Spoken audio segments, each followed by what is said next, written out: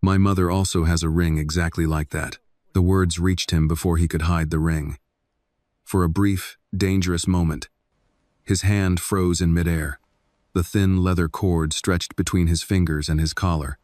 Then instinct took over. He slipped the cord back over his head, tucked it beneath his shirt, and closed his coat as if sealing something fragile and forbidden inside his chest.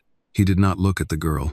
The old train station breathed around them, rain rattling against the glass roof, footsteps slapping across wet stone, a distant announcement echoing with mechanical indifference. This place had always been good at pretending nothing important ever happened here. "Go on," he said curtly, his gaze fixed somewhere beyond her shoulder. "You shouldn't bother people." The girl didn't move. He could feel her presence beside the bench, small but stubborn, like a thought he refused to finish. "My mom really does," she said. "The ring. The same one." He sighed, irritation sharpening his voice. "Listen, I don't have time for this." That wasn't entirely true. He had all the time in the world today, but time was not the problem. Memory was. He finally turned his head, just enough to confirm what he already knew. She was young, 6, maybe. Dark eyes too serious for her age. A cardboard tray hung from her neck, holding gum, tissues, cheap candy. Her jacket was thin, her sneakers damp from the rain that had soaked the platform all afternoon. "People say a lot of things to get money," he said evenly. "Try someone else." He turned away again, dismissing her as he had dismissed so many things in his life. The past, regret, hope. For a few seconds, there was silence. He assumed she had left. Then he heard fabric rustle, followed by the soft thud of someone sitting down beside him. "I'm not asking you for money," the girl said. Against his better judgment, he glanced at her. She sat on the edge of the bench now, hands folded neatly in her lap, feet not quite touching the ground. She looked smaller seated there, but no less certain. "What's your name?" he asked, more sharply than he intended. "Annie." "Well, Annie," he said. "You shouldn't talk to strangers." She nodded. "My mom says that too. But she also says some strangers aren't really strangers. Just people you haven't met yet." He almost laughed. The sound caught in his throat and died there. "That ring," Annie continued, her eyes flicking briefly to his chest where the cord was hidden. "My mom keeps hers in a box. She doesn't wear it anymore." His jaw tightened. "You're mistaken." "I'm not," Annie said. "It has scratches on the side, and writing inside." He felt the familiar pressure bloom behind his ribs. He stood abruptly, straightening his coat, ready to leave. He had done this routine before: walk away, let the moment pass, return next year and pretend it was all coincidence. "I don't know who told you that," he said, "but this conversation is over." Annie looked up at him, unafraid. "She didn't tell me everything," she said. "Just that it was from someone who didn't come." The word hit him harder than the rain. "Enough," he snapped. He reached into his pocket, pulled out a folded bill, and held it out without looking at her. "Take this and go home." Annie didn't take the money. She didn't even glance at it. "I don't need it," she said quietly. "I just thought you should know." "Know what?" he asked despite himself. "That you're not the only one who comes here on that day." His hand stilled.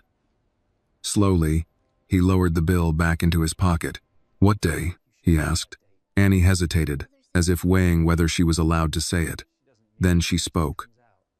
"September 17th. For a moment, the station tilted. He reached for the back of the bench, grounding himself against the sudden weakness in his knees. He had never said that date out loud here. He hadn't needed to. The place remembered it for him. "That's not something a child would know," he said hoarsely. "My mom says it every year," Annie replied. "She doesn't mean to. It just comes out." He looked at her now, really looked. At the steady way she met his eyes, at the calm certainty in her voice. If this were a lie, it was the most convincing one he had ever heard. "Where is your mother?" he asked. Annie glanced toward the far exit of the station, where the city blurred behind sheets of rain. "At home. She doesn't like this place." He understood that more than he wanted to. "I think you're confused," he said, though the words sounded thin even to him. "And I don't want to waste time arguing with a child." Annie stood up. For a second, He thought she might cry or shout or call him names. Instead, she made a decision. "Wait here," she said. "I'm not. I'll show you." Annie interrupted, her voice small but firm. "I'll get the ring." Before he could stop her, she turned and ran, her sneakers splashing through shallow puddles as she disappeared into the rain-soaked street beyond the station doors. He stood there, staring after her, anger and disbelief warring with something far more dangerous hope. The sensible thing would have been to leave. To walk out, hail a car, return to his carefully constructed life, and let this encounter dissolve into another strange memory attached to this cursed date. Instead, he sat back down. Minutes passed. Trains came and went. The rain deepened, soaking the world in gray. He checked his watch once, then stopped himself. Time had never helped him here. Without thinking, he reached beneath his shirt and found the leather cord. The ring warm against his skin. He closed his fingers around it, his chest tightening as images he had buried long ago stirred another rain-soaked afternoon. A younger man standing paralyzed by fear, a woman waiting until hope finally gave way to resolve. He had told himself for years that the past was finished, that choices, once made, could not follow you. As he sat there, waiting for a child he had tried to ignore, he realized how wrong he had been. Some choices do not chase you, they wait. He told himself he would count to 10. If she didn't come back by then, he would leave. That was reasonable, sensible. He had already wasted more time than he meant to on a rainy afternoon, and a child with a story that pressed too close to things he had buried carefully for years. 1. 2. The bench beneath him was cold, the wood damp from the mist that crept in from the open ends of the station. He adjusted his coat, straightened the cuff of his sleeve, small habits of control rising to the surface when his thoughts threatened to scatter. 3. 4. He watched the entrance without appearing to. People moved in and out of the station in uneven waves, commuters hurrying with heads down, an elderly couple sharing an umbrella, a man arguing into his phone, ordinary lives, uninterrupted. 5. 6. He reached for the ring without thinking, his fingers slipping beneath his shirt to find the familiar curve of metal hanging from the leather cord. The contact steadied him, as it always did, a reminder of what had been and what had been lost. He had learned to live with that loss, or at least to coexist with it. 7. This was foolish, he decided. Even if the child returned with a ring, it would prove nothing. Rings could be copied. Dates could be learned. Coincidences existed, no matter how much people wanted to turn them into meaning. 8. 9. The rain outside intensified again, blurring the street beyond the station doors into a wash of gray. Wind pushed droplets across the glass roof in thin, restless sheets. He felt the familiar ache settle in his chest, the one that came every year on this date, uninvited and unwelcome. 10. He stood. The movement was abrupt, decisive. He had indulged this place long enough. He stepped away from the bench, already turning toward the exit, his mind shifting automatically toward logistics. Calling a car, changing plans, moving forward. Wait. The voice was small but urgent. He stopped. Annie stood just inside the entrance, her chest rising and falling too quickly, her hair damp and clinging to her forehead. Her jacket was darker now, soaked through, and her shoes left wet marks on the stone floor as she took a few unsteady steps toward him. She was holding something in both hands, cupped carefully against her body as if it were fragile. "I came back," she said, unnecessary breathlessness in her voice, as though she feared he might accuse her of lying even now. He said nothing. He only watched her. Annie crossed the remaining distance between them and stopped a few feet away. For a moment, she didn't speak. She just looked up at him, searching his face, perhaps checking whether he was still the same man she had left behind minutes earlier. Then she opened her hands. The ring lay in her palm. The station seemed to fall silent, not literally, but in the way moments sometimes do when the world withdraws to make room for something else. His gaze fixed on the small circle of metal, his mind resisting even as his body recognized it instantly. Silver, simple, worn. He took a step closer before he realized he was moving. "That's," he began, then stopped. Annie extended her hand a little farther, offering it to him. "This is hers," she said. "I told you." His fingers hovered over the ring, hesitant, as if touching it might break something that could not be repaired. When he finally took it from her, the metal felt colder than he expected, as though it had spent years waiting to be warmed again. He turned it slowly, his thumb tracing the familiar imperfections along the band. Each scratch was a memory he had not meant to keep but had never been able to erase. Then he tilted it, just slightly. The engraving inside caught the dull station light. September 17th. His breath left him in a single, silent exhale. The ring slipped lower in his grasp, and he closed his hand around it quickly, steadying himself before the ground could tilt beneath his feet. If this moment stayed with you, take a second to like this video, share your thoughts in the comments, and tell us where you are listening from. And if stories like this matter to you, subscribe to the channel so you do not miss the next one. Annie watched him closely. "It's the same," she said, not as a question, but a statement. "Yes," he replied, his voice hoarse. "It is." For a long moment, neither of them spoke. The ring rested in his palm, heavier now than it had been seconds before. This was not coincidence. It could not be. He had lived too long with the weight of that date to pretend otherwise. "Where did she keep it?" he asked at last. "In a little box," Annie said, "with old pictures and papers she doesn't look at anymore. She says some things are better remembered quietly." He nodded once, understanding far more than she realized. "Did she know you brought it?" he asked. Annie shook her head. "No. She wouldn't let me if she did." Why did you do it then?" Annie hesitated, her gaze dropping to the floor. "Because you looked like someone who didn't know if he should stay or go," she said softly. "My mom says that's the worst feeling." The words landed with a precision that made his chest tighten. He slipped the ring back into Annie's palm, closing her fingers gently around it. "You shouldn't have run through the rain," he said, avoiding her eyes. She shrugged. "It's okay. I run fast."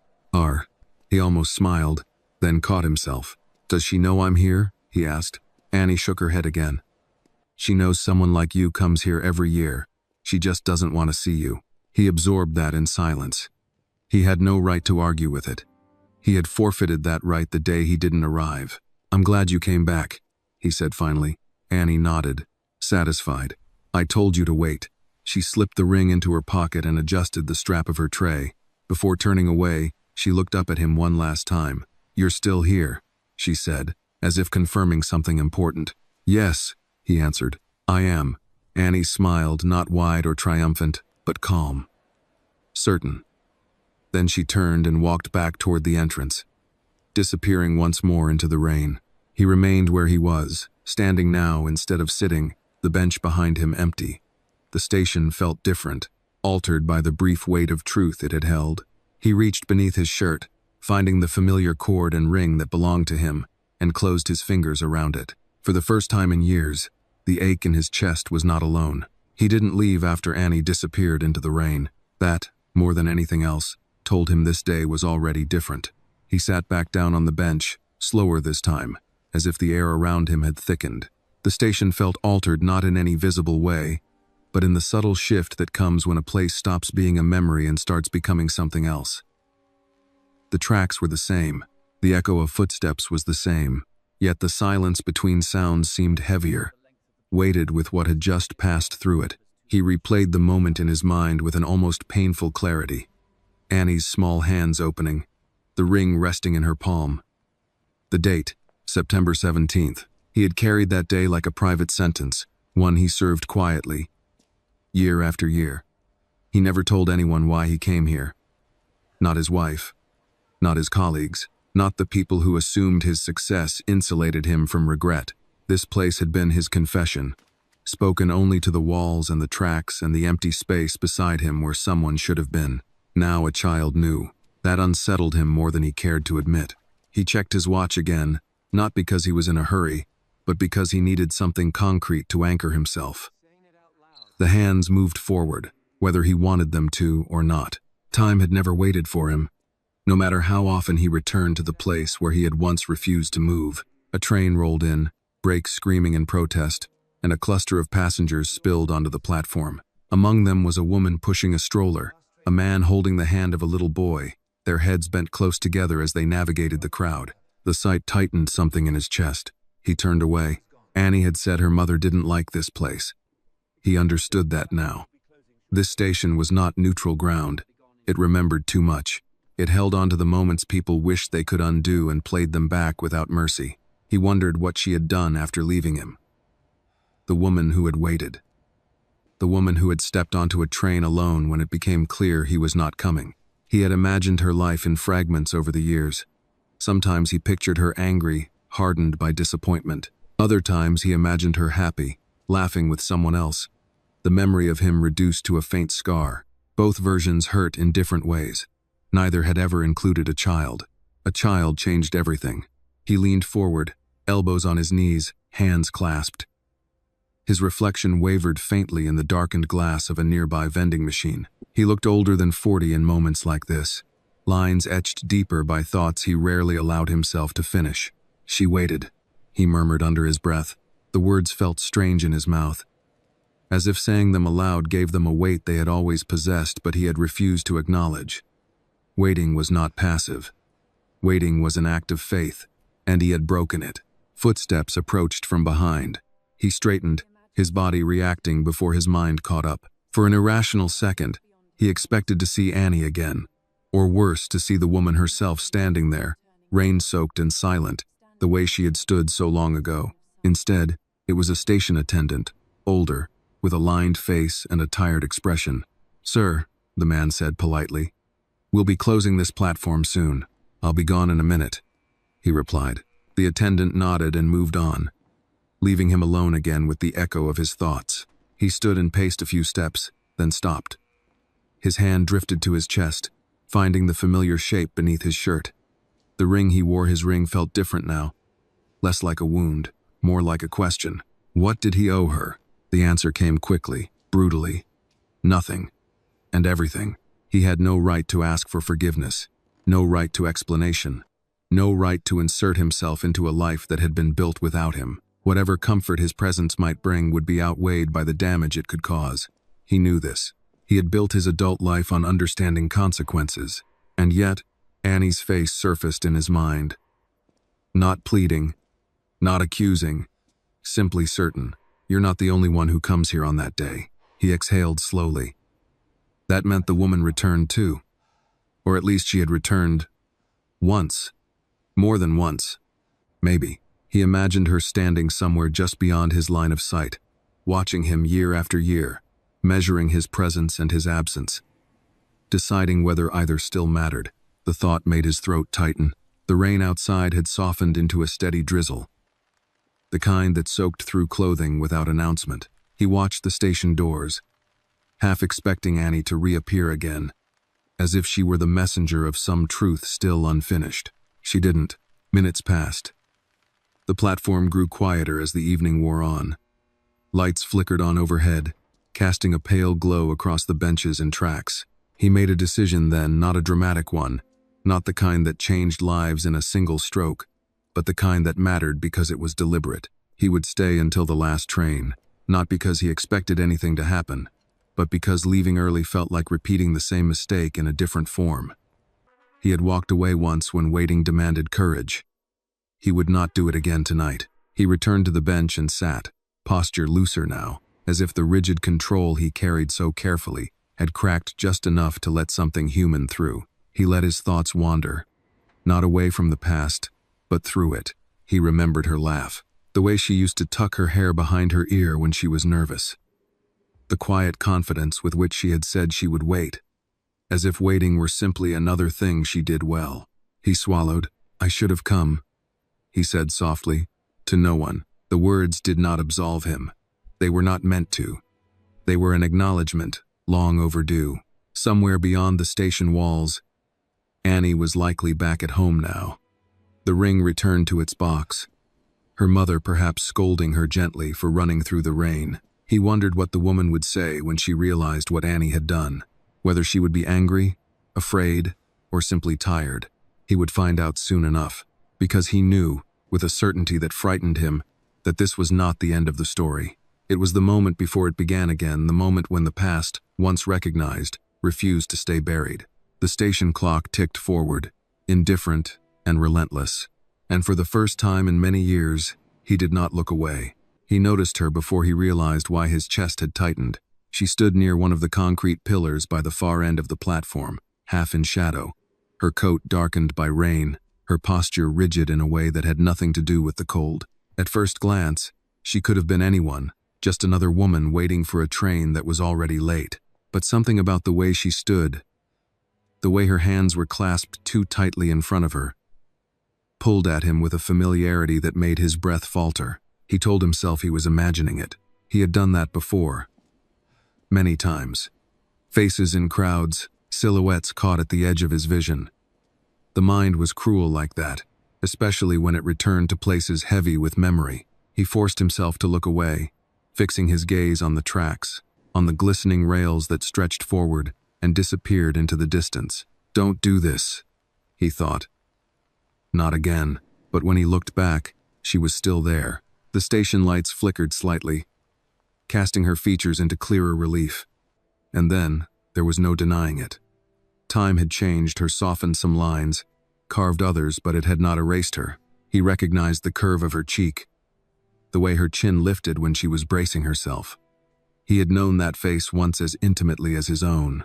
She had not moved closer. She had not called his name. She simply stood there, watching him with an expression he could not immediately read.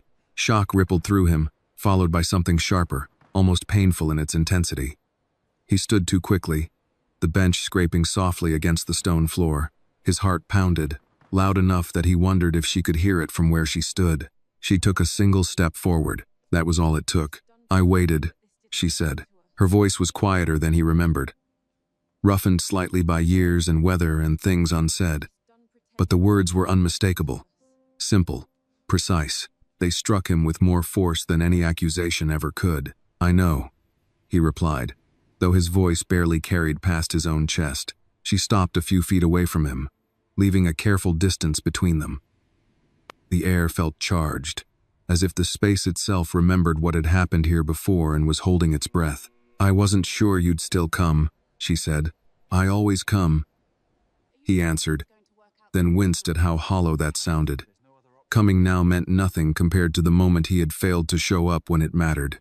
She gave a small nod, as if she had already known that too. So do I, she said. The admission settled heavily between them. The idea that she had returned here not once, but more than once, twisted something deep in his chest. He had imagined her moving on, building a life untouched by this place. The reality was far more complicated. You shouldn't, he said quietly. This place only keeps old wounds open. She met his gaze then, fully, and there was no anger in her eyes, only exhaustion. Some wounds don't close just because you stop looking at them. I know. He had no answer for that.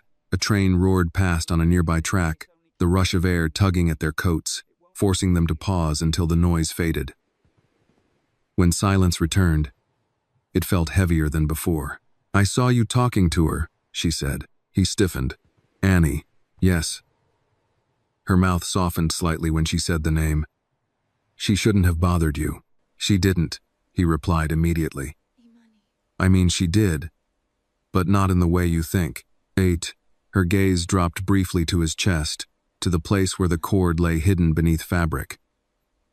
When she looked back up, there was a flicker of recognition, and something like resignation. She found the ring, she said. He nodded once. She brought it back.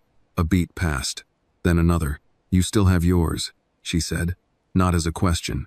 Yes, she exhaled, slow and steady. I thought you might. I am. They stood there, two people bound by an object neither of them had ever been able to let go of. Rain continued to fall outside, tapping softly against the station walls, as if urging them to speak before the moment slipped away. I didn't come here to confront you, she said finally, and I didn't come here to forgive you. I wouldn't expect you to, he said. Good, she replied, because I can't. Not like that. The honesty in her voice hurt more than anger would have. He nodded, accepting it. He had built his life on accepting things too late. Annie shouldn't have run through the rain, he said, seizing on the one thing he could say without reopening old wounds. She was soaked. A faint, reluctant smile touched her lips. She always is. She never listens. She listens, he said. She just decides for herself. Graft is upper. That earned him a sharper look. One that carried the ghost of the woman he had loved, the one who had never waited passively. No matter how long she stayed. She's stubborn, she said. Like her father. The word landed between them, fragile and dangerous. He didn't move. Didn't breathe. You don't get to claim that, she added quietly. Not yet. I know, he said. I'm not asking to. We're heading.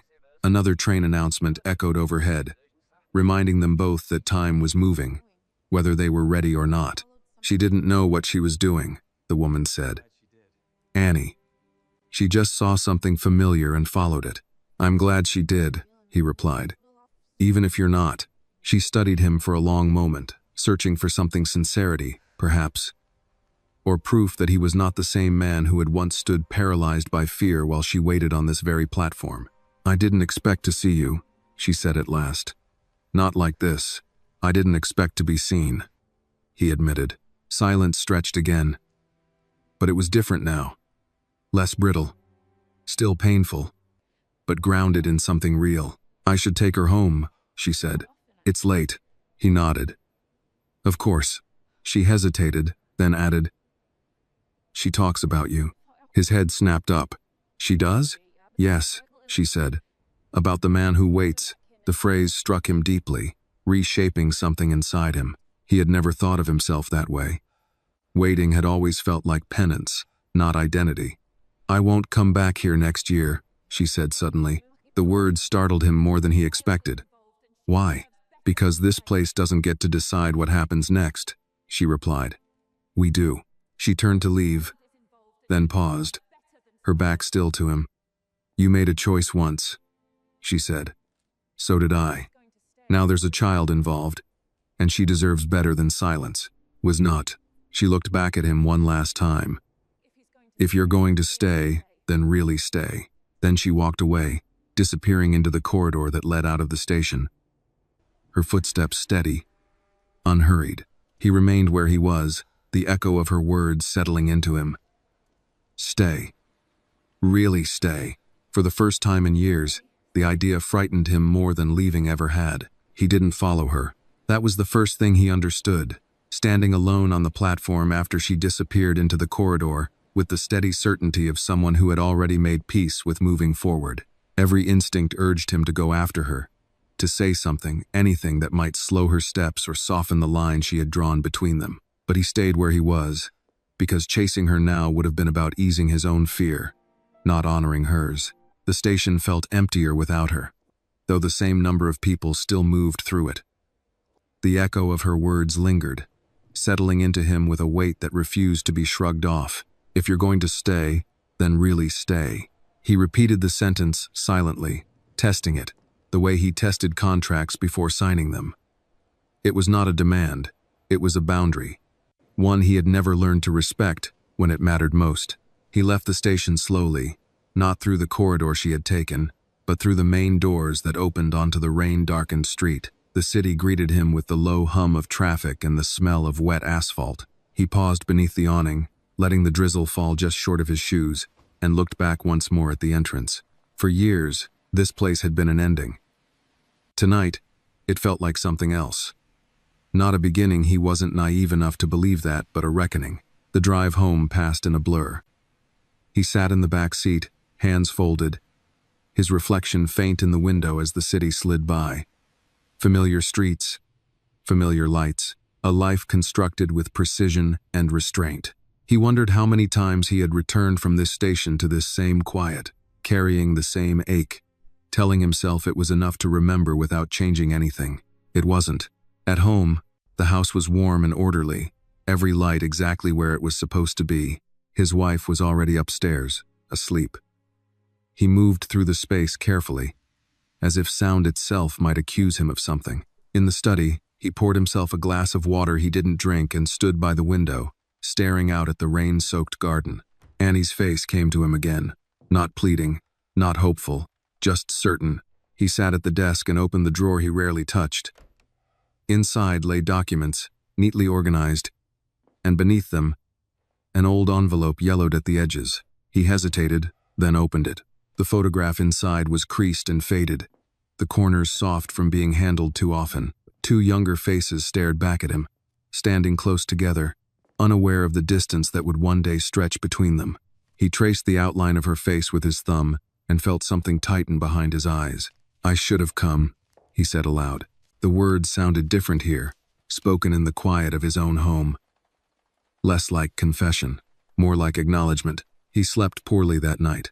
Dreams came in fragments, train whistles, rain on glass, a child's hand opening to reveal a ring. He woke before dawn, heart racing, the echo of her voice still sharp in his mind. By mid-morning, he had made a decision. It wasn't impulsive. It wasn't driven by guilt alone. It was, for once, deliberate. He returned to the station, not to the platform this time, but to the surrounding neighborhood. He walked the streets slowly, observing without intruding. Small shops with fogged windows, a corner bakery opening its doors, an apartment building with peeling paint and a flickering light above the entrance. This was not a world he frequented, but it was one he recognized in a way that unsettled him. He had grown up closer to places like this than he liked to remember. He saw Annie first. She stood near the corner, her tray already hanging from her neck, her jacket dry today, her braids neat. She spotted him almost immediately. Her eyes widened, then narrowed, as if reassessing him. "You came back," she said. "Yes," he replied. "I said I would stay." She considered that, then nodded. "Okay, is your mother home?" he asked. Annie's expression shifted, cautious now. "She said you might come," she said. "She told me not to talk too much." "That's fair," he replied. "I won't stay long." She studied him for a moment longer, then turned and led him toward the apartment building. Each step felt heavier than the last. He had negotiated mergers worth billions without breaking a sweat. This felt infinitely more difficult. They stopped in front of a door on the second floor.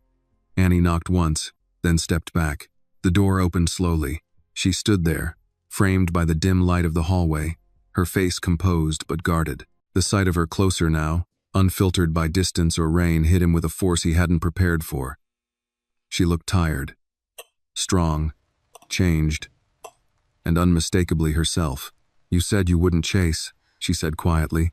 "I didn't," he replied. "I waited." She held his gaze, measuring him. Then, after a long pause, she stepped aside. "5 minutes," she said. "That's all." He nodded. "Thank you." The apartment was modest, clean, filled with signs of a life lived carefully. A child's drawings on the wall, a worn couch, a small table by the window where a jewelry box sat, closed. Annie hovered near the doorway, watching them both. "I don't expect anything," he said, choosing his words with care. "I just wanted to tell you. I know now. About the ring. About waiting." She crossed her arms. "Knowing doesn't undo choosing." "I'm aware," he said. "I'm not here to undo anything." She studied him, searching for the familiar signs of avoidance, of excuse. Finding none, she spoke again. "Then why are you here?" He met her eyes. "Because there's a child," he said. "And she deserves more than silence." The room felt very still. Annie glanced between them, then sat down on the floor, her tray set aside, as if she sensed this was a moment that required her to listen without interrupting.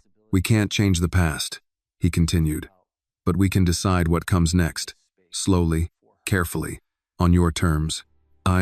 She exhaled, a sound caught somewhere between relief and exhaustion. "We'll see," she said. It wasn't forgiveness, it wasn't acceptance, but it wasn't a closed door either. And for the first time since that missed train, he understood that staying was not about proximity, it was about patience. He stayed only the 5 minutes she had given him.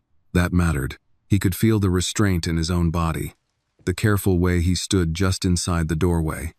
Hands visible, posture open but not familiar. The man he had become knew how to take up space. Tonight, he made himself smaller on purpose. The apartment was quiet except for the distant sound of traffic filtering through a cracked window. It smelled faintly of soap and something warm, rice, maybe, or soup left cooling on the stove. The walls were bare in places, but not empty. Children's drawings were taped near the kitchen doorway. Bright suns, uneven stick figures, a crayon train stretching across a page. Annie's work, he realized, his chest tightening at the thought. She stood a few feet away, arms crossed, watching him with an expression that had taken years to learn. Not hostility, not fear, vigilance. Annie had settled on the floor near the couch, knees pulled to her chest, eyes moving between them. She said nothing, but she missed nothing. "I won't stay longer than you asked," he said again, quietly. "I just wanted to say one thing without the station watching." She gave a short, humorless breath. "The station has seen enough of us." "Yes," he agreed. "It has." Silence followed, the kind that presses instead of pauses. He could feel the urge to fill it rising in him, the instinct to explain, to justify, to soften the edges of what he had done with language polished by years of negotiation. He resisted it. "I didn't come that day," he said finally. Her jaw tightened. She looked away toward the window, the muscles in her neck rigid. "I know. I don't say that as an excuse," he continued. "I say it because I've spent more than 10 years pretending it was something else. A misunderstanding, bad timing, fate. He shook his head once. "It wasn't. It was a choice." She turned back to him then, her eyes sharp. "Yes," she said. "It was." Annie shifted slightly on the floor but remained silent. "I chose what was easier to explain," he went on. "What was safer. What everyone around me told me was reasonable. And I told myself I could live with it." Her laugh was quiet and brittle. "You built a life on it." "Yes," he said. "And I paid for it every day." "That's not the same," she replied. "Regret is not the same as consequence." "I know." He meant it. He had learned the difference too late, but he had learned it all the same. "You left," she said, her voice steady now. "I waited. Then I stopped waiting. Not because it stopped hurting, but because I had to live." "I don't blame you," he said. "You don't get to," she replied. "But I don't need you to." That stung, precisely because it was true. His gaze drifted, despite himself, to the small table near the window. The jewelry box sat there, closed, its surface scratched with age. He did not ask about it. He had learned, finally, that some questions were not his to ask. "Annie shouldn't have brought the ring," she said after a moment. "That wasn't fair to either of us." "She didn't do it to be fair," he said gently. "She did it because she recognized something." Her eyes flicked to him. "You think children understand things like that?" "I think children understand more than we give them credit for," he replied. "They just don't dress it up." Annie lifted her head slightly at that, a faint spark of approval in her eyes. "She knows something's missing," her mother said quietly. "She's always known. I tried to protect her from it. From you. From this." "And now?" he asked. And now she saw a ring and decided the truth mattered more than comfort. She said, "I raised her to be brave. I didn't expect it to come back like this." He nodded, absorbing that. "She is brave." "She is," her mother agreed. "And stubborn.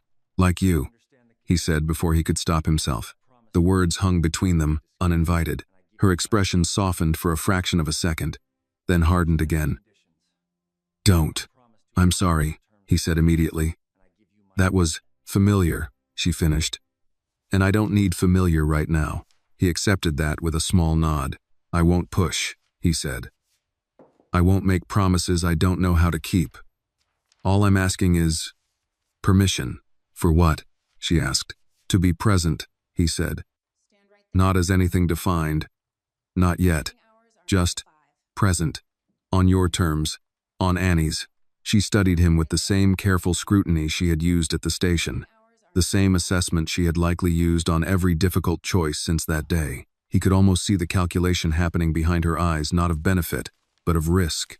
"And if I say no?" she asked. "Then I'll respect it," he said. "Completely," Annie frowned. "That wouldn't be fair," she said suddenly. Both adults turned to her. "You said people get to decide what comes next," Annie continued, her voice small but certain. "That means everyone." Her mother closed her eyes briefly. then opened them again. "This is complicated." "Sweetheart, I know," Annie said. "But complicated doesn't mean quiet." The room felt very still. He said nothing. This was not his moment to speak. Her mother looked at her daughter for a long moment, something like grief and pride crossing her face at once. Then she turned back to him. "You don't get to be her father," she said. "Not like that." "Not yet. I understand," he replied. "But you can be honest," she continued. "You can show up when you say you will. And you can leave when I ask you to." "Yes," he said. "And no gifts," she added. "No grand gestures.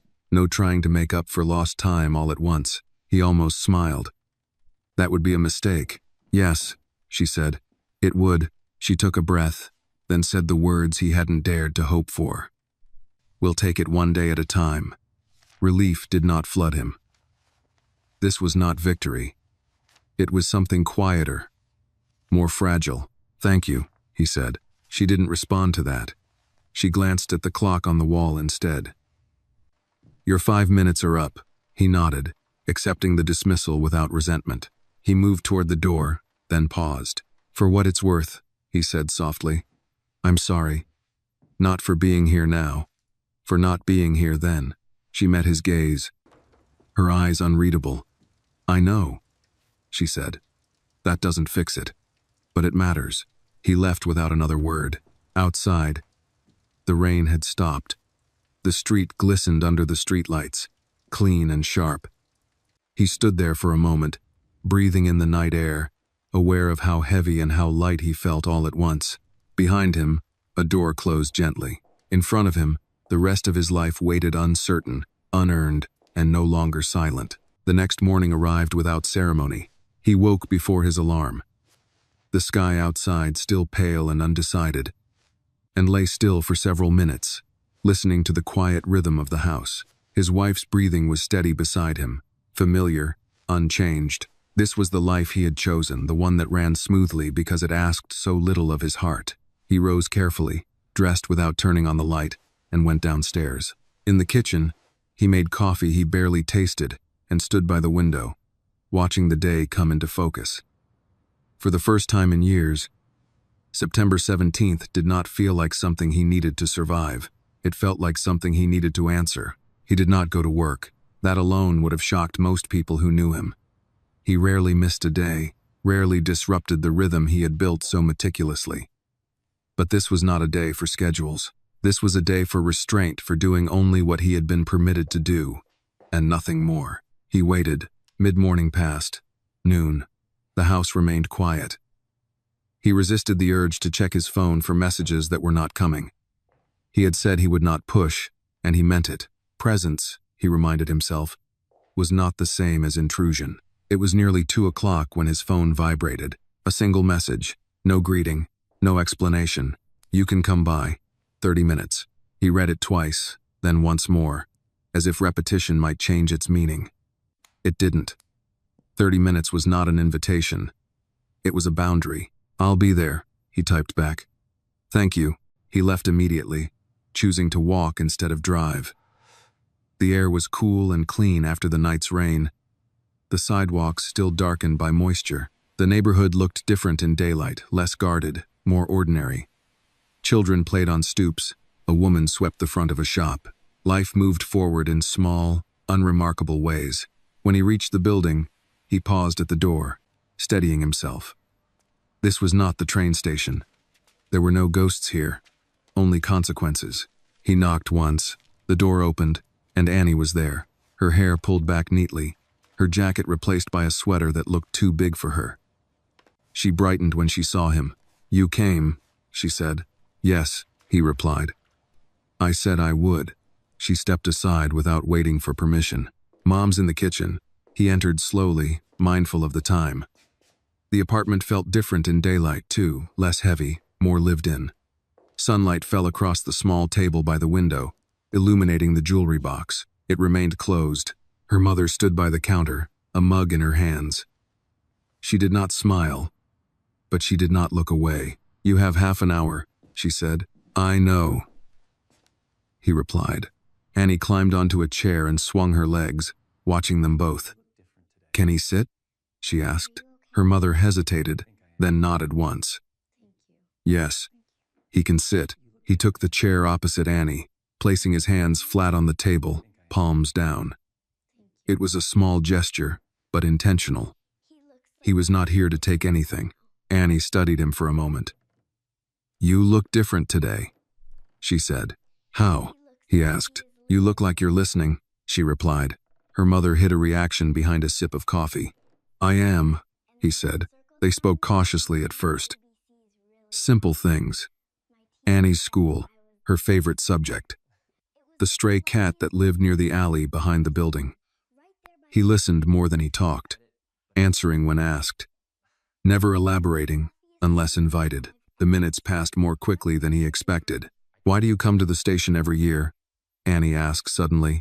The question landed squarely between them. Her mother stiffened. Annie, it's all right, he said gently. He met Annie's gaze. Because I made a promise there, he said, and I didn't keep it. Do, Elf? Annie frowned. Why not? He considered the question carefully. Because I was afraid, he said, and because I thought choosing one thing meant I had to lose everything else.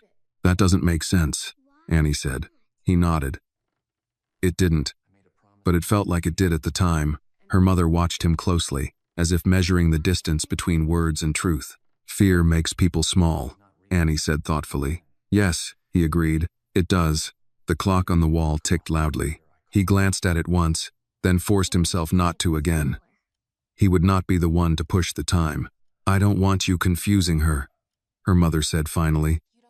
She doesn't need promises. I won't make any, he said. I'm not here to explain myself away. I'm here to be clear. And what is clear? She asked. That I will show up when invited, he said. That I will leave when asked. And that I will not disappear without explanation. Silence followed. Not hostile, just careful. Annie hopped down from her chair and went to the window. You can see the street from here, she said.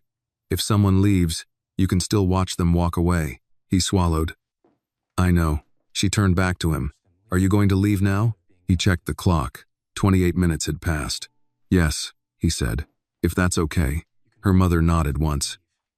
That's okay. He stood, smoothing his jacket, then paused. Thank you, he said, not to Annie, but to her mother. For letting me come, I woed. She studied him for a long moment. Don't make me regret it, she said. I won't, he replied. He left without looking back. Outside, the day had warmed slightly. He walked away from the building at a measured pace, resisting the urge to turn around. Staying, he was learning, also meant knowing when to go.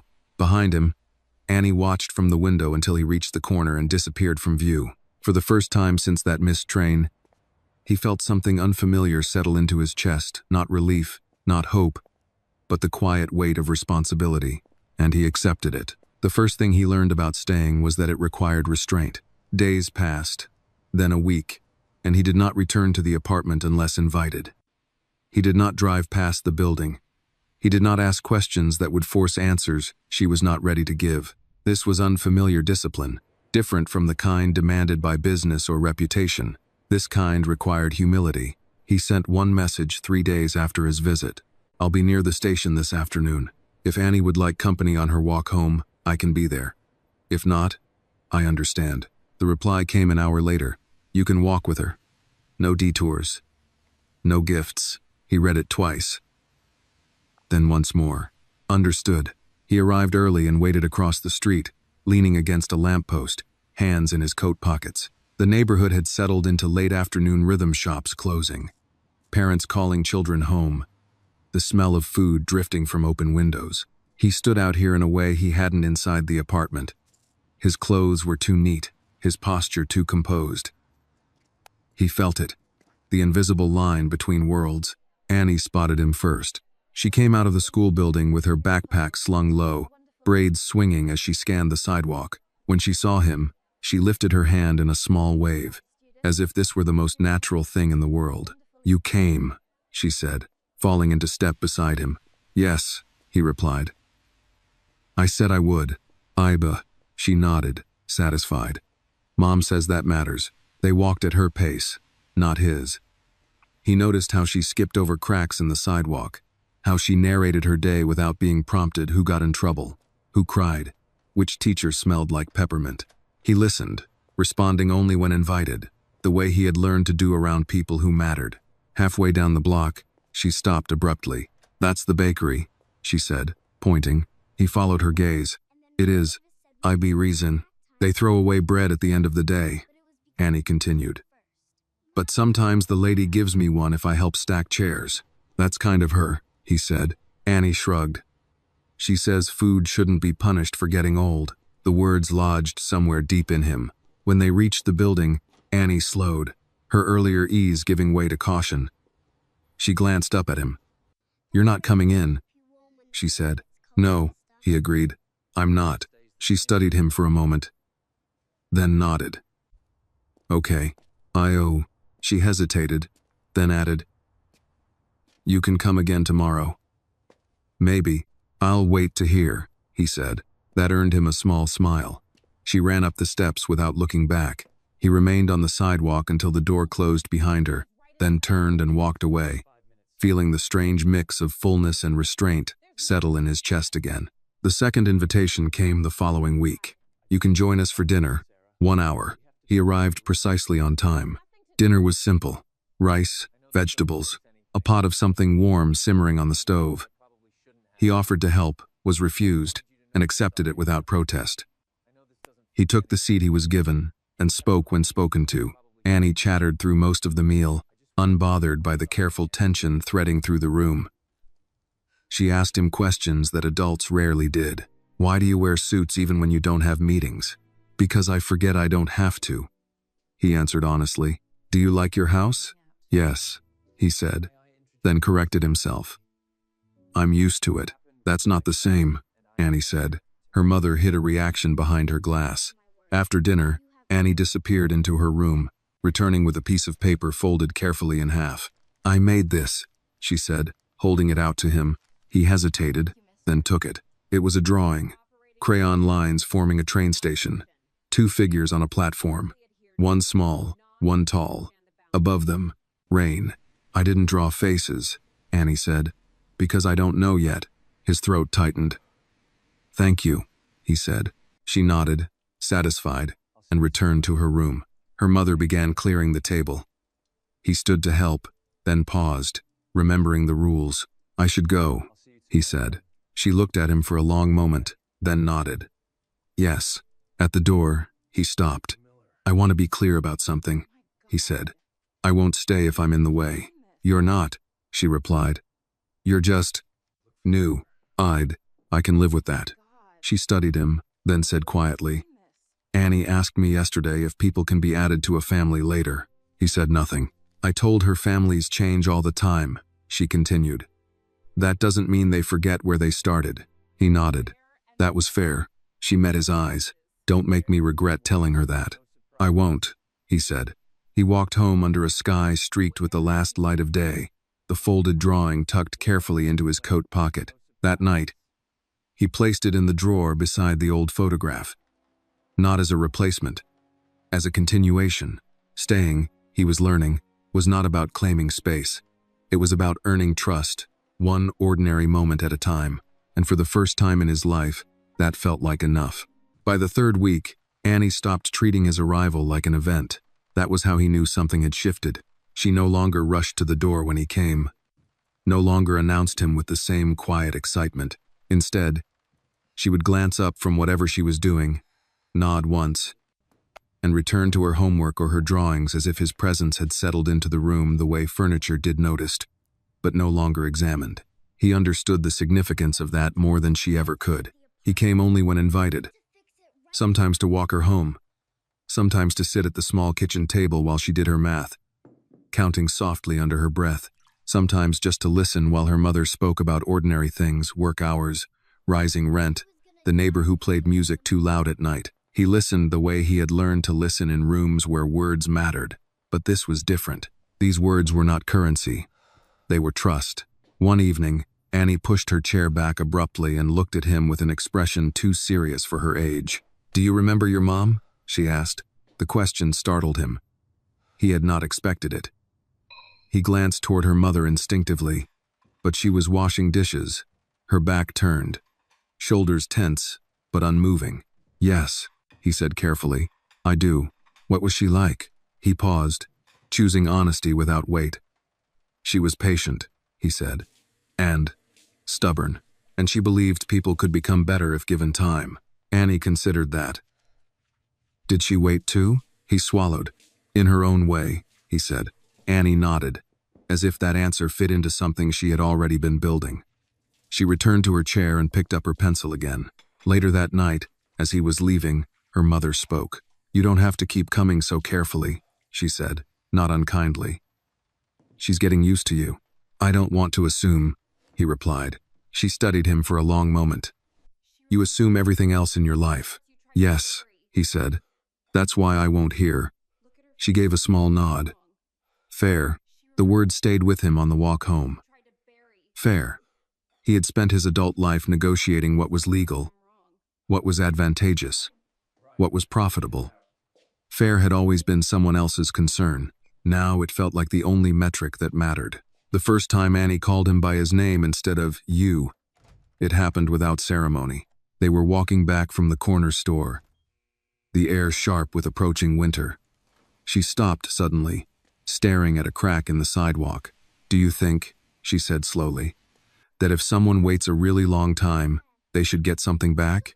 He hesitated. "I think waiting changes people," he said. "Sometimes it gives them strength. Sometimes it takes it away." "That's not an answer," Annie said. He smiled faintly. "It's the only honest one I have," was the word. She accepted that, then said, "I think people should get something back, even if it's not what they wanted." He looked at her, struck by the quiet certainty in her voice. "You might be right." She took his hand then, briefly. Not out of need, not out of habit, just a small, deliberate gesture, like punctuation at the end of a sentence. He did not squeeze back. He simply let her hold it until she let go. That night, he told his wife he needed to talk. They sat across from each other in the living room, the house too quiet, the air too still. He did not begin with explanations. He began with truth. "There is a child," he said, "and she matters." His wife listened without interruption, her face composed, her hands folded neatly in her lap. When he finished, she said nothing for a long time. "You should have told me years ago," she said finally. "Yes," he agreed. "And now?" "And now I'm not asking for permission," he said. "I'm asking for honesty." She nodded slowly. "Then be honest," she said, "about what this will cost." He met her gaze. "Everything that was built on silence," he said. She looked away, toward the window. "I always wondered what you were waiting for," she said quietly. "I didn't know how to stop," he replied. She stood then, smoothing her sleeve. "We'll talk more," she said. "Not tonight." He did not argue. The following week, Annie asked him a question he had been bracing for. "Are you my dad?" The room seemed to hold its breath. Her mother froze. He did not answer immediately. He knelt so he was at Annie's eye level, careful not to reach for her, not to cross any line that had not been offered. "I'm someone who should have been there," he said slowly, "and someone who wants to be honest with you now." "That's not a yes or a no," Annie said. "No," he agreed. "It's not." She studied him, then nodded. "Okay," she said. "We can talk about it later." Her mother exhaled sharply, emotion flickering across her face before she mastered it. That night, he walked home under a sky heavy with clouds, his chest aching in a way that felt strangely clean. He had not claimed anything that was not his to claim. He had not been granted anything he had not earned. But the silence between them had changed. It no longer hid the truth. It made room for it. Staying, he realized, was no longer about proving he would not leave. It was about being strong enough to let others decide when he could belong. The question did not leave the room after Annie asked it. It stayed there, suspended between the three of them, shaping every silence that followed. No one tried to force an answer into that space. Her mother busied herself with small tasks, stacking dishes that were already stacked. wiping a counter that was already clean. Annie returned to her drawing, humming softly under her breath, and he sat very still, aware that anything he said now would echo longer than he intended. That night, he did not sleep. He lay awake listening to the city settle outside his window.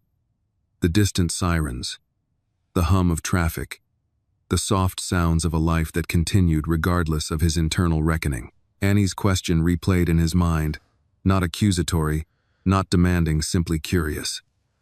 Children, he was learning, asked the hardest questions without armor.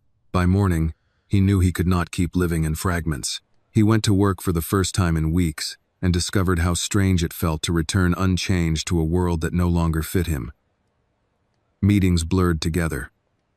Numbers made sense, but they felt abstract, distant. He found himself watching people speak, wondering what truths they carried quietly, what choices they had made that no balance sheet could reveal. At lunch, he stepped outside alone and called her. She did not answer immediately. When she did, her voice was steady. "Is Annie with you?" he asked. "She's at school," she replied. "Good," he said. "Then I'd like to talk. Not to decide anything, just to be honest." There was a pause on the line, long enough that he prepared himself for refusal. "All right," she said finally. "Come by tonight." After dinner, he arrived at the apartment as the sky darkened, bringing with it a quiet resolve he had not felt before. This was not about proving himself. It was about removing the last layer of evasion. Annie greeted him with a nod and returned to her room without prompting. The door left slightly ajar. Her trust, he realized, was practical. She trusted patterns, not promises. Her mother gestured for him to sit. This time, she did not mention the clock. "I won't answer her question for you," she said immediately. "That's not my place. But I won't let you confuse her either." "I understand," he replied. She studied him, then asked, "Do you know what you want to be to her?" He considered the question carefully. "I want to be someone she can count on," he said. "Whatever name that takes." She nodded slowly. "That's the right answer. It doesn't make it easy." "I'm not looking for easy," he said. "I gave that up a long time ago." She looked away, her gaze settling on the closed jewelry box by the window. "When you didn't come," she said quietly, "I told myself it was better that way, that if you could leave once, you would leave again." "I believed that too," he admitted. "I believed it about myself. And now I know leaving is a choice," he said. "Not an accident, not fate. A choice I don't intend to make again." She turned back to him, her eyes sharp, but searching. "Words are cheap." "Yes," he agreed. "That's why I'm not asking you to believe them." A small, tired smile flickered across her face. "Good. We have." Annie appeared in the doorway then, her presence quiet but unmistakable. She held a notebook against her chest. "Can I ask something?" she said. Her mother hesitated, then nodded. Annie looked at him. "If you are my dad," she said slowly, "does that mean you have to live here?" "No," he answered immediately. "It means I have to be honest." She frowned. "What if I don't want you to live here?" "Then I won't," he said. She considered that. "What if I want you to come to my school thing next month?" "If you invite me," he said, "I'll be there." Her eyes narrowed slightly. "What if I change my mind?" "Then I'll respect that too." She studied him for a long moment, testing the edges of what he was offering. Finally, she nodded. "Okay." She turned and disappeared back into her room. Her mother exhaled, the tension easing just a fraction. "She's practical," she said. "She needs to feel in control." "So do I," he replied.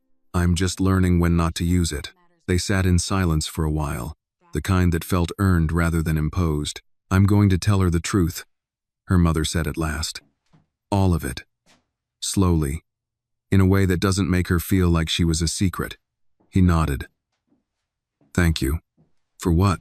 "For trusting me enough to do that," he said. She regarded him steadily. "Trust is provisional," she said. "It can be revoked." "I know," he replied. When he left that night, the air felt colder, sharper. He walked home without checking his phone, without rehearsing conversations that had not yet happened. For the first time, he felt aligned with the uncertainty ahead. A week later, Annie asked him to come to her school assembly. She did not phrase it as a test. She stated it as a fact. "You can sit in the back," she said. "You don't have to talk to anyone. I'll sit wherever you want," he replied. The day of the assembly, he arrived early and took a seat against the wall, unnoticed. When Annie stepped onto the stage with her class, she scanned the room once and found him immediately. Their eyes met. She gave a small nod and turned back to her teacher. He did not wave. He did not smile. He simply stayed. Afterward, she ran to him, breathless. "You came." "Yes," he said. She nodded, satisfied. "Okay." As they walked home, she took his hand again, briefly, deliberately. That night, he placed another item in the drawer beside the photograph and the drawing a folded program from the assembly. Proof, not of redemption, but of presence. He was no longer waiting to be chosen. He was choosing, every day, to remain. The truth did not arrive all at once. It unfolded in pieces, carefully chosen, placed where Annie could reach them without being crushed by their weight. Her mother told her first that there had been a promise, then that the promise had been broken. Later, that some broken things could still matter, even if they could not be repaired the way people wished. Annie listened without interrupting.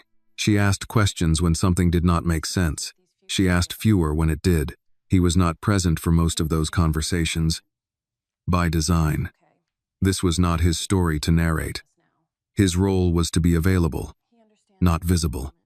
To answer honestly when asked, to stay quiet when silence was required. The day Annie finally used the word father, it was not directed at him.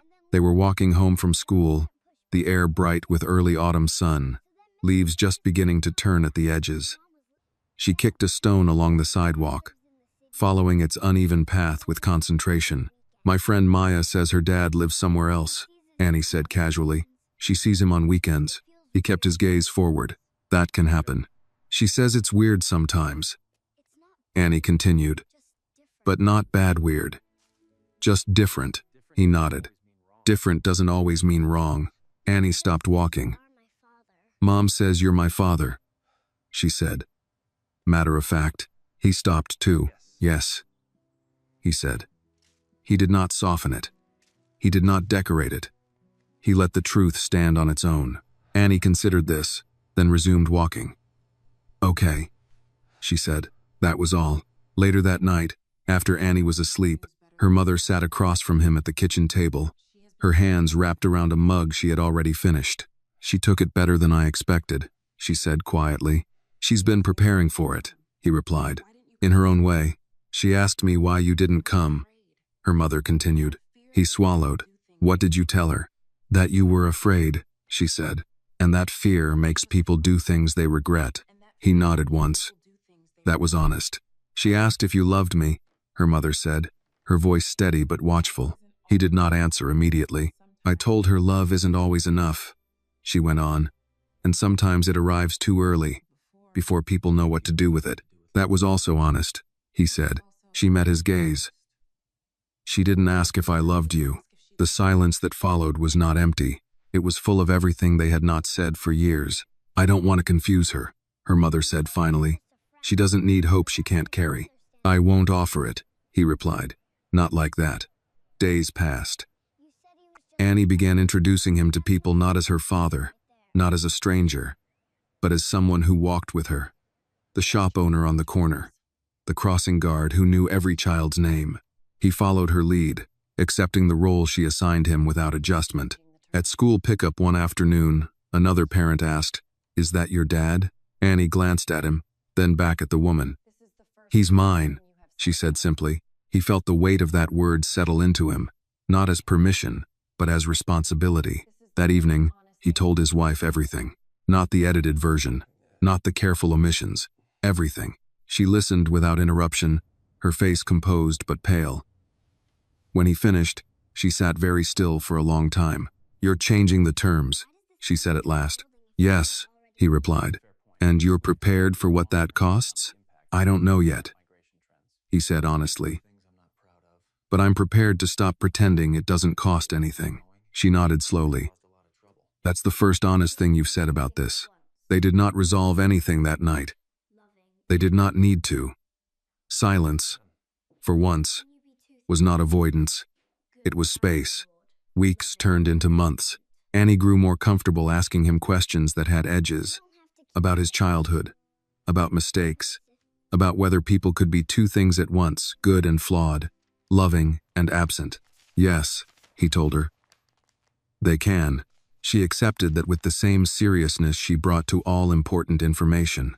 One afternoon, she handed him a piece of paper. I wrote something, she said. You don't have to keep it. He unfolded it carefully. It was a list. Things I know now. People can leave and still come back. 2. Waiting doesn't mean you stop living. 3. Being honest is harder than being quiet. 4. My dad is not a story. He's a person. He looked up at her. His vision blurred. You can keep it, she added. If you want. I want, he said. That night, he placed the paper in the drawer with the photograph, the drawing, the school program. Not as a shrine to regret, but as a record of becoming. Staying, he had learned, did not erase what was lost. It transformed it into something that could be carried without breaking. And for the first time, that felt like a future. Winter arrived quietly, without asking permission. The first snow fell on a Tuesday morning, thin and uncertain, dusting the sidewalks just enough to change the sound of footsteps. Annie pressed her face to the window before school, breath fogging the glass. It's not real snow yet, she announced. It's thinking about it. He stood behind her, hands in his coat pockets, watching the city slow under the pale sky. It usually does, he said. It thinks for a while before committing. B's 9. She smiled at that, then grabbed her backpack and ran for the door. He followed at a careful distance. A rhythm they had developed together close enough to be present, far enough to respect the space she still needed. Winter brought changes he hadn't anticipated. Schedules shifted. Afternoons grew darker sooner. Annie tired more easily, her questions coming in shorter bursts, her thoughts turning inward as the days shortened. He noticed it because he was paying attention now, not because anyone pointed it out. One evening, she asked him to help with a school project, not homework, something else. It's about family, she said, spreading construction paper across the table. Not the kind that lives together, the kind that still counts. He sat beside her, careful not to take over. What do you need from me? She looked up. Just answers, not speeches. That's fair, he said. She drew while she asked where he grew up, why people married people they didn't love anymore, whether promises stopped being real if they were broken once. He answered each question plainly, not sparing himself, not burdening her. When she finished, she pushed the paper toward him. On it were 3 circles connected by uneven lines. One labeled me, one labeled Mom, one labeled him. Is that okay? She asked. He studied it. It's honest, he said. That's more than okay. She nodded, satisfied, and gathered her things. You can stay for dinner, she added, as if it were an afterthought. Her mother did not object. That, too, mattered. As winter deepened, the conversations grew heavier. His wife asked questions he could not answer cleanly. About time, about intention, about whether honesty now erased dishonesty then. No, he told her, but it changes what comes next. Eris. They spoke late into the night. Voices low, careful not to disturb the shape of a life they had built together. There were no raised voices, no dramatic declarations, just the steady dismantling of assumptions that could no longer stand. You're asking me to live with your past, she said one evening. No, he replied. I'm asking you to live with my present. She considered that. I don't know if I can, she said. I know, he answered. They agreed to time, to distance, to not pretend that love alone could resolve what honesty had uncovered. It was not an ending. It was not a reconciliation. It was acknowledgement. Annie sensed the shift before anyone explained it. You look tired, she said one afternoon as they walked home, snow crunching beneath their shoes. I am, he admitted. Is it because of me? She asked, too quickly. No, he said firmly. He stopped walking and crouched to her level, meeting her eyes. It's because sometimes doing the right thing costs more than you expect. That doesn't mean it's wrong. She studied him, searching for the crack between words and truth. Finding none. She nodded. Mom says adults don't like it when things change, she said. Adults like control, he replied. Change takes that away. I don't mind change, Annie said, as long as people don't disappear. He felt the familiar tightening in his chest. I won't, he said. Not without telling you, Doctor, that winter, he missed his first year-end board meeting. No one said it out loud, but it was noticed. He did not explain. He spent that evening at Annie's school auditorium instead, sitting in a folding chair while she stood on stage with her classmates, reciting lines she had practiced until they lived comfortably in her mouth. She searched the room once, found him, and smiled not wide, not performative, just enough.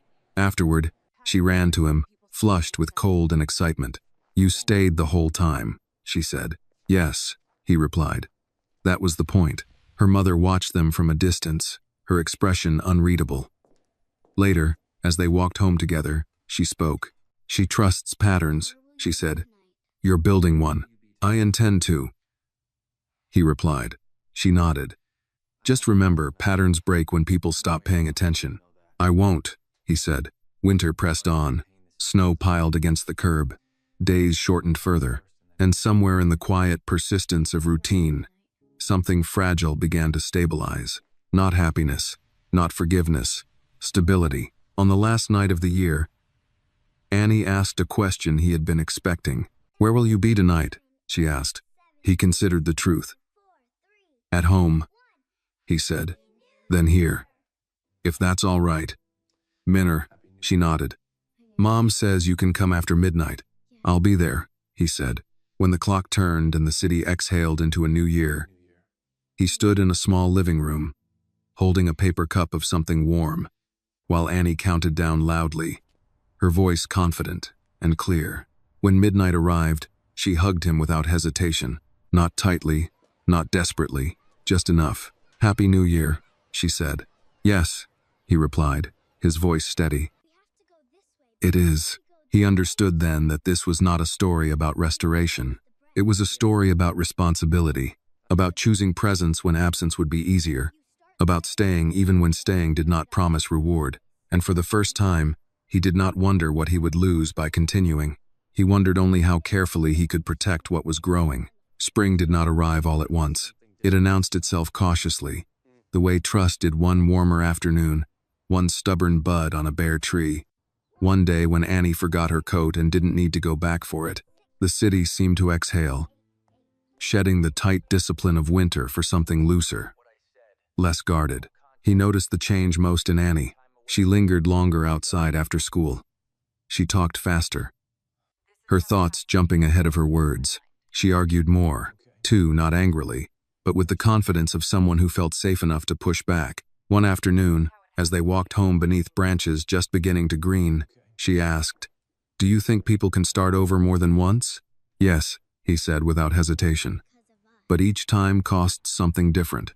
She frowned. That sounds unfair. It is, he agreed. But it's also real. I'm said it. She accepted that with a nod and skipped ahead, counting sidewalk squares again, her faith in the future both fierce and uncomplicated.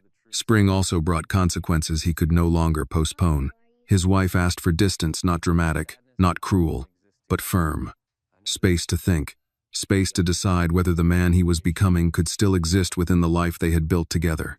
He moved into a small apartment closer to Annie's neighborhood, choosing proximity without presumption. He did not tell Annie right away. He waited until she asked, Why do you walk from over there now? She said one day, pointing vaguely east. Because I live there, he replied. Her steps slowed. You moved? Yes. Because of us? Because of honesty, he said. And because sometimes living closer to the truth means changing where you stand. She considered this. Are you sad? Yes, he said. And hopeful. Both can exist. She nodded. Mom says that too. Donby, her mother noticed everything. said little. She watched patterns the way some people watched weather alert to shifts, prepared for storms. When he mentioned the move, she did not comment. She simply adjusted expectations, boundaries redrawn with quiet precision. "You're closer now," she said one evening. "That doesn't mean more access." "I know," he replied. "Good. Trust," he was learning, did not expand on its own. It was extended deliberately, then tested. Annie's school year wound toward its end. Projects grew bigger. Emotions ran closer to the surface. One evening, she came home unusually quiet, her backpack heavier than usual. "What happened?" her mother asked gently. Annie shrugged. "Someone said something dumb." He waited. "They said I was lucky," Annie continued. "Because I have 2 dads now." Silence settled. Her mother's jaw tightened. "What did you say?" "I said I have 1 mom," Annie replied, "and 1 dad who's learning." "We're boundn't." He felt the words land in him with a careful weight. "That was brave," her mother said. Annie shrugged again. It was true. Later, as he walked Annie to the corner, she looked up at him. "Are you learning fast enough?" He smiled faintly. "I'm trying." "That's different," she said. "Yes," he agreed. "It is." That night, he sat alone in his new apartment, the walls bare, the quiet sharper than he expected. He unpacked slowly, deliberately, placing only what mattered. The photograph, the drawing, the list Annie had written. He did not arrange them together. They did not need to touch to belong. He called his wife. They spoke without accusation, without defense, 2 people acknowledging that love could exist alongside limits. "I don't hate you," she said. "I know," he replied. "I just don't know if I can live inside the shape your truth makes," she continued. "That's fair," he said. They ended the call without resolution.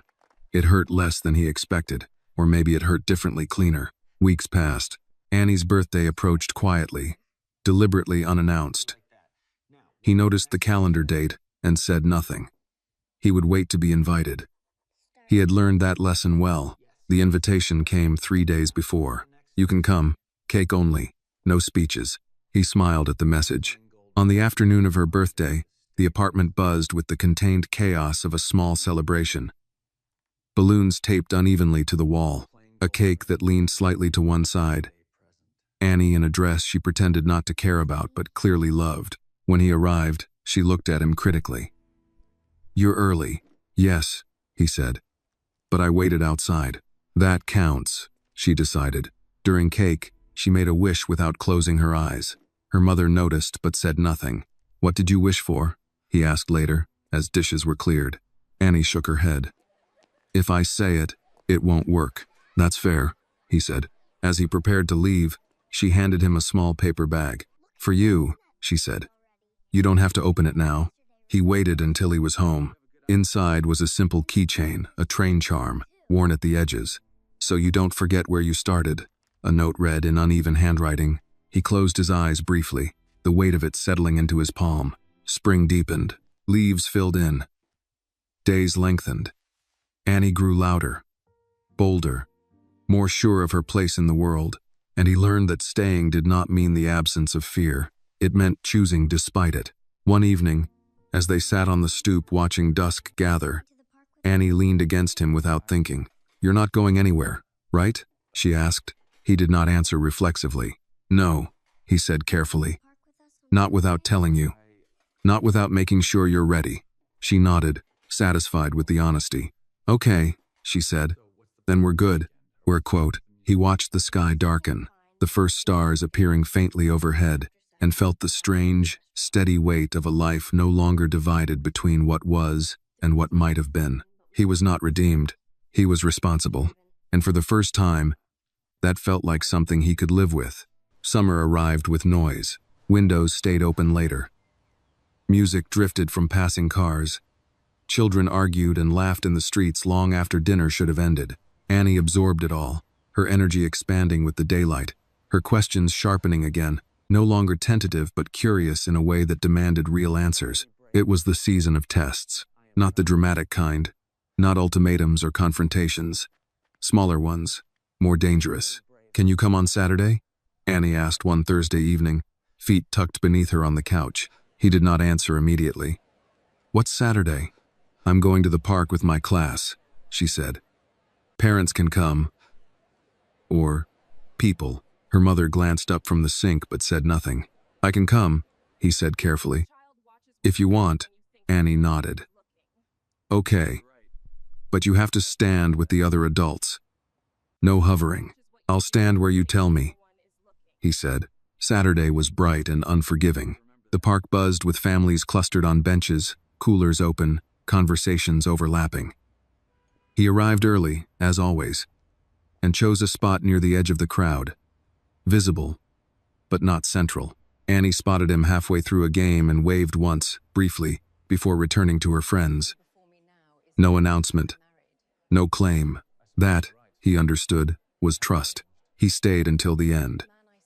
When Annie ran over, flushed and breathless, she asked only one thing.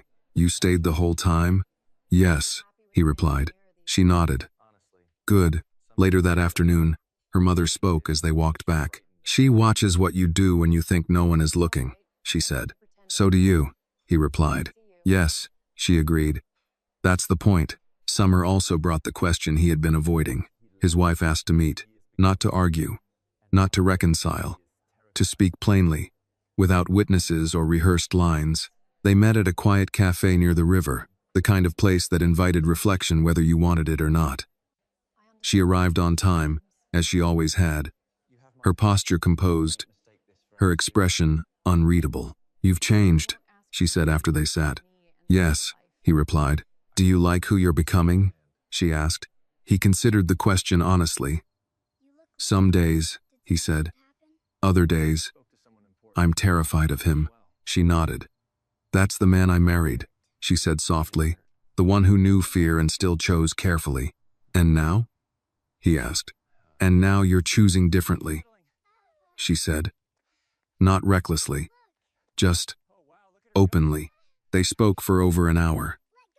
About loss, about responsibility, about the quiet cruelty of living well, while something essential remained unspoken. "I won't ask you to choose," she said at last. "Between me and them. That's not fair to anyone." "I wouldn't accept that," he replied. She smiled faintly. "I know. That's how I know you mean what you're doing." They parted without promises, without bitterness. It was not an ending. It was permission. Annie sensed the shift before he said anything. "You look lighter," she observed one evening as they sat on the stoop, the air thick with heat. "I talked to someone important," he said. "Did it hurt?" she asked. "Yes," he replied. "Did it help?" "Yes," she nodded. "That's usually how it works." Summer pressed on. Annie learned to ride a bike without training wheels. He ran behind her for 2 blocks before she shouted, laughing, "You can let go now." He did. She wobbled, corrected, rode on. He stood there, breathless, pride sharp in his chest, understanding the lesson with painful clarity. Letting go did not mean leaving. It meant trusting what you had helped build. One evening, as cicadas hummed and the light softened, her mother spoke quietly. "She asked me if she could call you Dad." "It is 80. His heart stalled. He did not speak. "I told her that was her choice." Her mother continued. "But that words carry weight. And once you use them, they change things." "I know," he said. "She hasn't decided yet," she added. "I wanted you to know before it surprised you." "Thank you," he replied. His voice was steady. His hands were not. That night, alone in his apartment, he sat with the weight of it. The word, the permission, the responsibility. He did not rehearse responses. He did not imagine scenes. He had learned better. When Annie was ready, he would listen. Days later, it happened without ceremony. They were walking home, the street warm and golden, the air heavy with summer. Annie kicked a pebble ahead of them, tracking its uneven path. "Dad," she said casually, not looking at him. "Can you come to my thing next week?" The world narrowed. "Yes," he said. "I can." She nodded, satisfied, and continued walking as if nothing irreversible had just occurred. He stopped for a fraction of a second, then followed, his chest aching with something dangerously close to joy. That night, her mother watched him closely. "You didn't correct her," she said. "No," he replied. Good, she said. Neither did I. Summer deepened. The city grew loud and tired. The days stretched. The nights stayed warm. And something settled into place, not perfectly, not permanently, but enough. He was no longer waiting to be forgiven. He was building something that did not erase the past but stood beside it, steady and deliberate. When autumn came, it would bring its own tests. But for now, the season held, and that was enough. Autumn arrived the way truth often did, quietly, unmistakably, and without asking whether anyone was ready. The air sharpened overnight. Leaves turned in uneven patches, some clinging stubbornly to green while others surrendered all at once. Scattering across sidewalks Annie liked to drag her feet through. She had started third grade with a seriousness that surprised him, her backpack heavier, her patience thinner. Calling him Dad did not become a habit immediately. She used the word once, then not again for days. Sometimes weeks. Sometimes she would stop mid-sentence, correct herself, and choose his name instead. He never corrected her either way. Words, he had learned, settled when they were ready. What changed was everything else. She expected him now. Not just presence, but consistency. If he said Tuesday, she noticed when it became Wednesday. If he was quiet, she asked why. If he hesitated, she waited, but she remembered. One evening, after a long day, she confronted him with the blunt efficiency only a child possessed. You didn't come last Friday. He did not deflect. You're right, he said.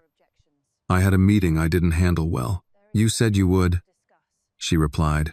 Yes, he said. And I should have told you earlier that I couldn't. She crossed her arms, mirroring her mother in a way that made something twist inside him. If you forget, that's one thing, she said. But if you choose something else, you have to say it. He nodded. That's fair. She studied his face, deciding whether his answer earned the effort of forgiveness. Then she shrugged. Okay, just don't do it again. He did not promise. He adjusted. Autumn also brought clarity with his wife. They met again, not at a cafe this time, but in the quiet of a public park where distance softened hard edges. The trees overhead were already thinning, light filtering through branches like cautious permission. I think I know what I need, she said after a long silence. He waited. I need to stop waiting for you to come back to the man you were, she continued. And I need to stop pretending I can follow you into who you're becoming. He absorbed that without protest. That's honest, he said. Yes, she replied. And painful. I know. They spoke of logistics then. Not bitterness, not blame. Just the dismantling of a shared life that had been built on good intentions and withheld truths. They agreed on fairness, on dignity, on not making each other the villain of a story neither had fully understood at the beginning. When they parted, there were tears. Quiet ones, clean ones. He did not feel relieved. He felt aligned. Telling Annie came later, not immediately, not dramatically. He waited until she asked the question that mattered. Why don't you sleep at that house anymore? She asked one afternoon, watching him unlock the door to his apartment. Because sometimes adults change their minds about what they can carry, he said. Did you fight? She asked. No, he replied. We told the truth. She considered this. Truth makes things fall apart, she said. Sometimes, he agreed. Sometimes it keeps them from rotting. She nodded slowly. Mom says that too. Autumn deepened. Her mother watched him more closely now. Not with suspicion, but with recalibration. Boundaries shifted subtly, not looser. Clearer. You can take her to the museum on Saturday, she said one evening. Bring her back by 6. Yes, he replied. At the museum, Annie moved with purpose, reading placards aloud, asking questions that jumped centuries at a time.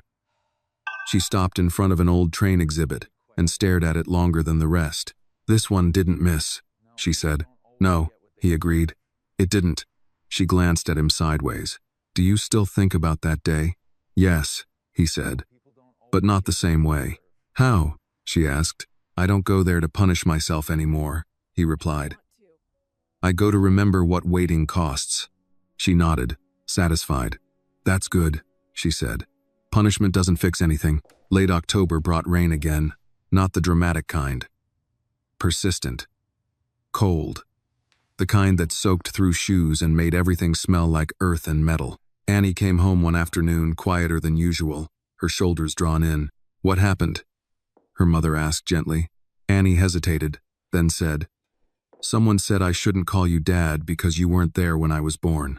The room went still. He did not speak. Her mother knelt in front of her.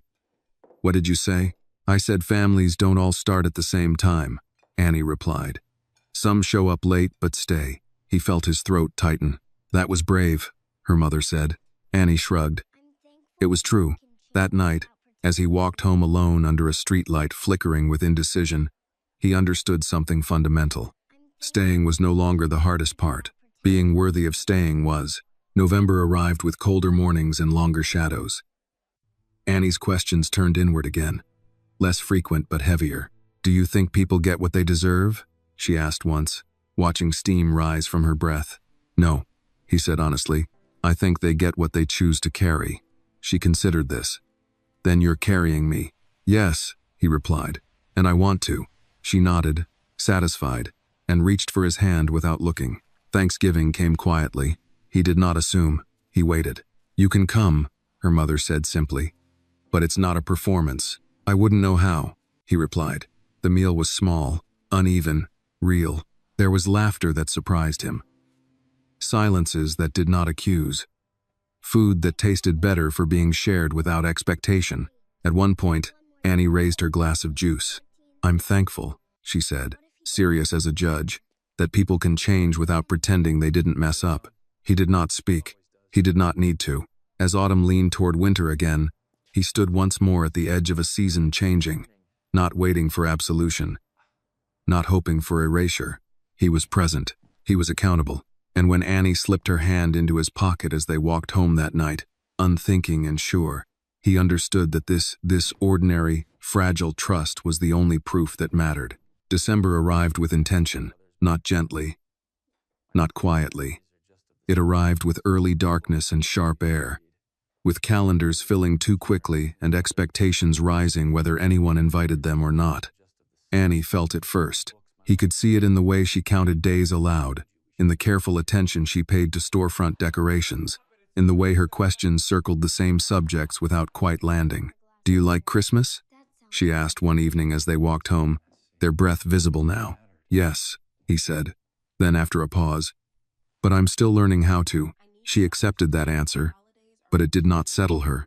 Winter break came, bringing long mornings and restless afternoons. Annie's energy bounced between excitement and something quieter, harder to name. She rearranged her room twice in 1 week. She asked about traditions, what people always did, what they never changed. "What did you do when you were little?" she asked. He thought back carefully. "We went to my grandparents' house," he said. "There was too much food and not enough room." People argued and laughed in the same sentence. "That sounds messy," Annie said. "It was," he replied. "And it mattered." She nodded, filing it away. Her mother noticed the tension too. "She's trying to place herself," she said one night as they stood in the kitchen, voices low. "Holidays do that.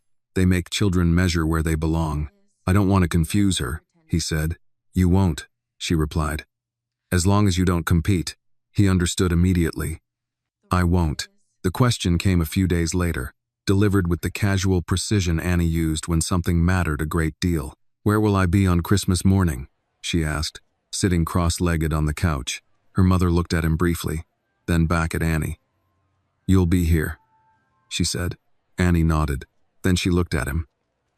"Will you be somewhere else?" He considered the truth carefully. "I'll be where I'm invited," he said. "And where it makes sense." She frowned. "That's not an answer." "No," he agreed. "It's not." Silence followed, not tense, but expectant. Her mother spoke first. "We can have breakfast together," she said. "All of us, if we keep it simple." He looked at her, surprised. She met his gaze evenly. "One morning," she added, "no pretending." I would like that," he said. Annie's shoulders relaxed visibly. "Okay," she said. "That works." December deepened. The city leaned into winter routines. Lights went up. Music repeated everywhere. People hurried with purpose, carrying packages and unspoken expectations. He moved through it all carefully, resisting the urge to overcorrect, to make gestures that would tip into performance. On the morning of the 24th, Annie handed him a folded piece of paper. "You have to open this now," she said. Inside was a list. Rules for tomorrow. 1. No surprises. 2. No leaving early. 3. If it feels weird, we say so. 4. Pancakes count as tradition. He smiled. "These are good rules." She nodded. "I worked hard on them." Christmas morning arrived cold and clear. He arrived exactly when agreed, carrying nothing but himself. The apartment smelled faintly of coffee and batter. Annie was already dressed, hair brushed with deliberate care. "You're on time," she said. "Yes," he replied. That was rule 2. She grinned, then caught herself and grew serious again. Breakfast was quiet at first, comfortable, but careful. Pancakes steamed on plates. Annie talked about a book she'd finished, about a character who had to choose between staying and starting over. "What did they choose?" he asked. "They stayed," she said. "But they changed how?" He nodded. "That's the hardest part." After breakfast, Annie disappeared into her room and returned with a small box. "This one's from me," she said, handing it to him. "You can open it." Inside was a scarf. Plain, dark blue, soft, "so you don't look cold when you wait," she explained. His chest tightened. "Thank you," he said. She nodded, satisfied, and turned to her mother. "Yours next." They did not linger. They did not pretend the morning was anything other than what it was, a shared moment. Finite and deliberate. When it was time to go, Annie walked him to the door. "You're coming back later, right?" she asked. "Yes," he said. "If you want." She considered, then nodded. "Okay." Outside, the cold bit sharply. He stood for a moment on the sidewalk, breathing deeply, absorbing the weight of what had just passed. It had not been perfect. It had not been easy. It had been honest. That afternoon, he returned as promised. Annie showed him her new book, then promptly ignored him to read it. He sat nearby, content to exist in her orbit, without demand. That night, as he prepared to leave, her mother spoke. "Thank you," she said quietly. "For what?" "For not trying to fix anything," she replied. "For letting it be what it was." He nodded. "That's the only way it works." As December edged toward its close, he found himself back at the train station, not on the platform, not on the date that had once owned him. Just passing through, on his way home, carrying a bag of groceries and a scarf he now wore without thinking. He paused briefly, looking out over the tracks, the place where his life had once split in two. He did not feel the urge to sit. He did not feel the pull to wait. The station was just a station now. A place where people arrived and departed, where choices were made and then lived with. Outside, the night was cold and clear. The year was ending, and for the first time, he was not measuring what he had lost. He was measuring what he was trusted with. January arrived without ceremony. No countdown, no promises. Just cold mornings and the quiet insistence of routine returning after the holidays released their grip. Annie went back to school with new pencils and old confidence. He went back to work with a sharper awareness of what no longer mattered. The world had not changed. He had. The first week back, Annie tested him again, not consciously, not cruelly, but with the instinct of a child who had learned that stability revealed itself over time. "You're late," she said one afternoon as he met her at the corner. "I am," he admitted. 5 minutes. She studied his face. "Why?" "I stayed too long in a meeting," he said, "and I didn't leave when I should have." She nodded slowly. "Did you try to?" "Yes." "That counts," she decided. "But next time, tell me." "I mesnes." "I will," he said, and he did. January brought smaller conversations, quieter ones. Less about the past, more about the present. Annie talked about friends who lied, and teachers who noticed, about how some adults spoke kindly but didn't listen, and others listened without saying much at all. "You're the second kind," she said once, not looking at him. He felt the weight of that settle into him, not pride, not relief, but responsibility. Her mother watched this phase with cautious attention. "Children don't need perfection," she said one night as they stood by the sink, the sound of water filling the room. "They need patterns that don't disappear." "I know," he replied. "I won't." She turned to him then, studying his face. "You say that differently now." "Yes," he said, "because I'm not trying to convince myself anymore." January also brought the final conversation with his wife. Not dramatic, not public, just two people sitting across from each other with the understanding that clarity, once reached, should not be delayed. "I think we've reached the edge of what we can be to each other," she said calmly. He nodded. "I think we passed it some time ago. There's no villain here," she continued. "Just truth that arrived late." "Yes," he agreed. They spoke of fairness, of respect, of ending something without destroying what had once been good. When they stood to leave, she paused. "I hope she knows," she said. "Who?" he asked. "The little girl," she replied. "That she mattered enough to change you." He swallowed. "I'll make sure she does." When Annie learned that he would be living alone permanently now, she surprised him. "That's okay," she said. "Some families are quieter." "Yes," he agreed, "but no less real." She nodded, satisfied, and returned to her book. Winter pressed on. Snow returned briefly, then retreated. Days lengthened almost imperceptibly. Annie grew less watchful, more certain. She argued less about whether he would come, and more about what they would do. One afternoon, she handed him a permission slip. "It's for a field trip," she said. "You can't come, but I wanted you to see it." He took it carefully. "Thank you." She hesitated.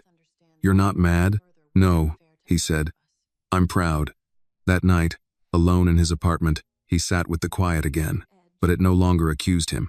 It felt earned. He thought about the station not as a wound, but as a point of origin, a place where waiting had once meant punishment, and now meant patience. He did not go there this year. February arrived. Valentine's Day passed quietly, acknowledged only by Annie with a lopsided card she made at school. It read, "Some people love loud, some people love steady. You're steady." He kept it. One evening, as they walked home under bare trees, Annie asked, "Do you ever wish it had been different?" He considered the question honestly. "Yes," he said. "And no," she frowned. "That doesn't make sense." "I wish I hadn't hurt people," he said. "But I don't wish away the part where I learned to stay." She nodded. "Mom says sometimes you have to lose the right thing to learn how to keep it." "That's true," he said. She slipped her hand into his, smaller now compared to before, but no less sure. "Are we okay?" she asked. "Yes," he said. "We are." March approached, bringing with it a date he had once circled in silence. September 17th had lost its power. This one had not. Annie's birthday loomed again, and with it, a quiet realization. Time did not erase what had been lost, but it did build something alongside it. Brick by brick, moment by moment. One evening, her mother spoke what had been hovering unspoken for weeks. "She asked if you would be at her party this year," she said. He waited.